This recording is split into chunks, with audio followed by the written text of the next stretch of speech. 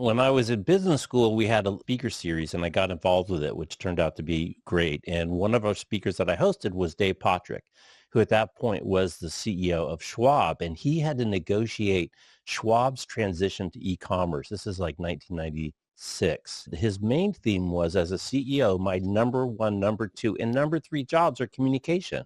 Yeah. I have to constantly be communicating to my internal constituents, my employees, and keeping them motivated about what the mission is. I have to constantly be communicating to my ecosystem, so my partners and Wall Street and all the other people who are involved and important to the business. And then I have to constantly be communicating to the outside world about what we're doing and why it's important. And he goes, that's my job. That's my only job. And the context was he's such a good public speaker. And we asked him about it, why he's such a good public speaker. And he was a wrestler. He goes, I looked at it just like wrestling. I knew this was important. I hired a coach. I didn't let my ego get in the way. And I trained and I practiced and I trained and I practiced just like I would another move. And I think there's so much power in that message too, that don't get your head all wrapped around the axle. It's just another skill. It's hard to learn new skills, but we can learn new skills, and communication is just another skill. It's an important one to practice. And that turned out to be a really impactful time with him. I've interviewed him once since then. He's retired. I mean, I could talk to the guy for hours. He's a phenomenal guy.